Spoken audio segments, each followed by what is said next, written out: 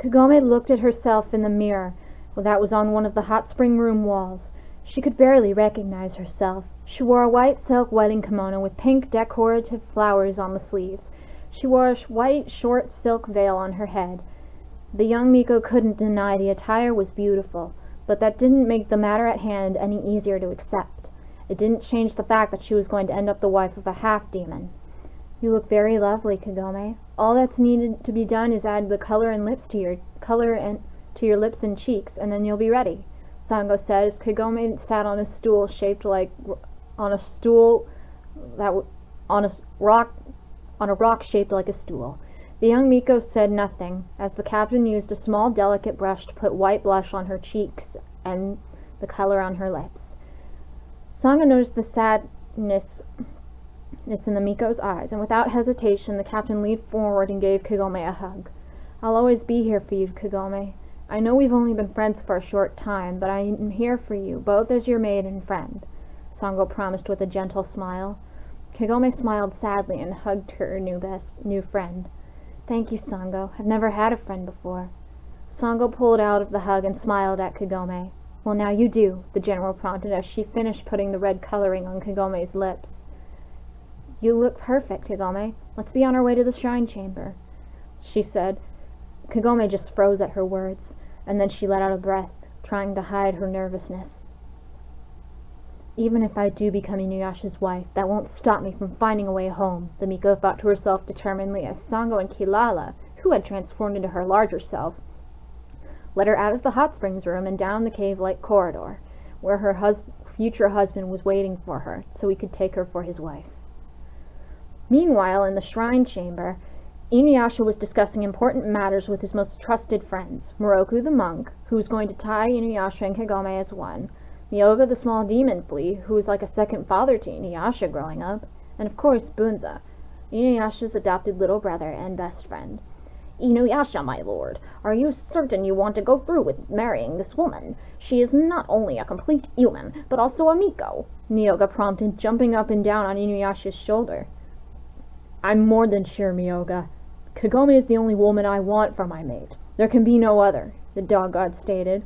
"I have to agree with INUYASHA, Miyoga, for it is very rare that one finds the one they are destined to be with.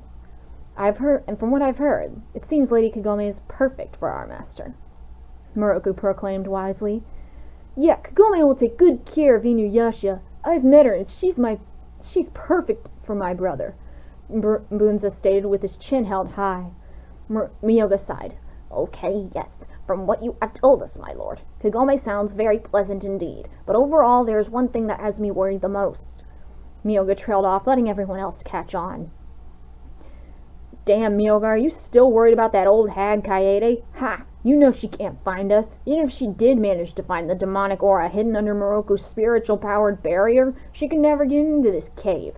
That old hag's powers aren't strong enough to be considered even a threat," INUYASHA stated confidently with his chin held high.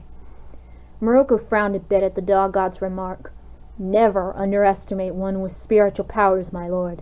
If I may, after the wedding, I would like to strengthen my barrier from each side, just as a precaution. We don't want anything happening to our fair lady Kagome," the young monk said. "Fine, you can do that after you wed me and Kagome," INUYASHA grumbled. Suddenly there was a knock at the sliding door that led out to the corridor. INUYASHA's ears perked up. "Oh, okay, Sango and Kilala are here with Kagome. Everyone take your places," the dog god ordered silently. And with that being said, Moroku quickly grabbed his staff and sat cross-legged in front of the red and black shrine, and in front of him were two small dishes of sake sat.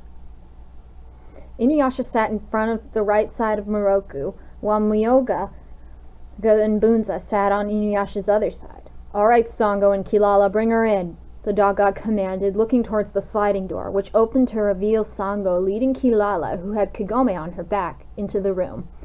Kagome kept her head down as they entered the room. All she wanted to do was go home, but none of that mattered at the moment. The Miko knew if she really did want to leave, she would have to go through with what the dog god wanted. For now, even if it meant becoming his wife. Once they were close enough to the shrine, Sango helped the bride off of the large Neko's back and guided her to sit in front of Moroku, across from INUYASHA. The monk caught sight of Sango and gave her a charming smile, but the general only rolled her eyes while she and Kilala, who turned into her smaller side, sat on Kagome's other side. Moroku looked at Inuyasha and Kagome and cleared his throat and began the ceremony. However, Kagome could barely hear him above all her thoughts. All she could do was look down and try to hold back her tears. Come on, Kagome, get a grip. All you have to do is find a way out of here after this. Then again, no matter where I go, this half-demon will always be my husband. The Miko trailed off in her head. Kagome was so lost in thought that she almost didn't hear Moroku telling her and Inuyasha it was time to drink the sake. Kagome then let her shaking hands reach forward and took the small sake dish in her hands. Inuyasha did the same and held his drinking dish in his clawed hands. Kagome bit her lip while Moroku told them to drink the sake at the same time 3 times. The dog god and the Miko did so, and by the time they were done with their 3 sips each, Kagome could feel her heart beating wildly against her chest. Why am I so nervous? After I escape, none of this will matter. Oh no! Wait, right after this, me and the dog god will have to have... Miko started to think, but her thoughts were interrupted by Moroku. Lord Inuyasha, Lady Kagome, please trade your sake dishes and take 3 sips from them each once more. Kagome choked on her own breath. She knew this would be the last step of the ceremony. After that, she would be a married woman. The Miko placed her dish in front of the dog god, who placed his dish in front of her. Once they had exchanged their sake, the two took the dishes in their hands and took the necessary 3 sips. The ceremony was complete. May the union of Lord Inuyasha and Lady Kagome please you, O mighty Buddha, Moroku said, closing the ceremony. After the wedding, Inuyasha guided Kagome to her new chamber, or rather, their chamber. Inuyasha opened the sliding door, and Kagome nearly let out a loud gasp. The room was so beautiful. The wardrobe of silk kimono she had seen earlier in the room when she had woken up in was on the far right-hand corner of the room. There was a lit torch on each rock-like wall, and the bed had silk and fur covers, with red rose petals scattered upon it. Kagome gulped. I have to find some way out of this. I don't care if I'm Inuyasha's wife. There is no way I'm... The Miko's thoughts were then interrupted when her new husband picked her up bridal style and carried her towards the bed, and laid her upon it before joining her. Kagome kept her eyes on Inuyasha, waiting to see what he would do next. Please don't ask me to do it. Please, please, she begged in thought, but the dog god only put his palm on the young Miko's cheek and smiled gently at her. Kagome, I know you're scared, but you don't have to be. I would never hurt you, and all I want from you is your love. And I will wait as long as it takes to get it, as well as do anything to get it. So with that being said, what do you need to make this place feel more like home to you? Just name it, and I'll get it for you. Inuyasha promised gently as he stroked Kagome's cheek with his thumb gently. Kagome couldn't hold it in anymore. Before she could even mutter a word, her eyes filled with tears, and it wasn't long before they made their way down her cheeks, making Inuyasha's eyes widen. Kagome, what's wrong? What did I say? He asked, looking and sounding very concerned. But Kagome only covered her face with both of her hands as her cries grew stronger. Without any hesitation, Inuyasha tried to pull his wife into a hug, but the Miko immediately backed away from him, not out of fear, but out of anger. Kagome, please tell me what's wrong and let me help you, the dog god said gently. Kagome's hands balled up into fists. I'll tell you what's wrong. I want to go home, the Miko shouted, pulling her hands away from her face and showing the large tears running down her cheeks. Inuyasha was so stunned at his wife's sudden outburst, he nearly fell over as she continued. You just forced me to marry you without the blessing of my guardian, I might add, and just act like this is all fine. Well, it's not. Kagome cried more as tears slid down her cheeks. Inuyasha stared at his wife, his heart full of pain at seeing her cry. After a bit of hesitation this time, he wrapped his arms around Kagome and pulled her into a warm embrace.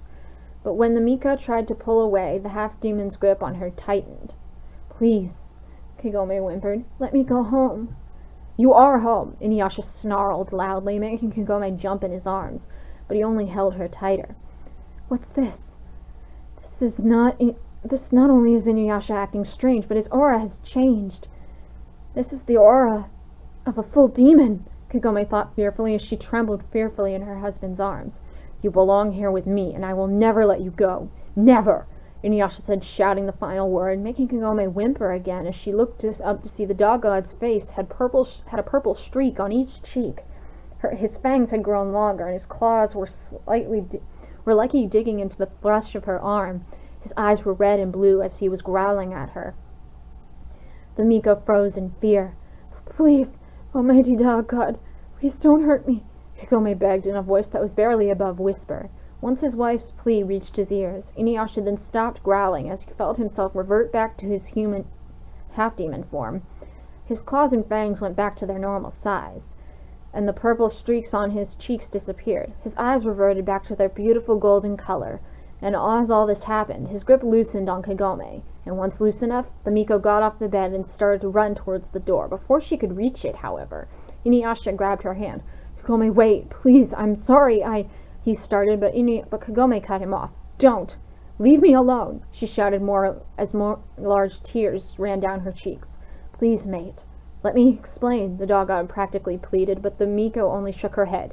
No, you demons are all the same. You only take what you want when you want it. You don't even think about how it affects others. You're a monster!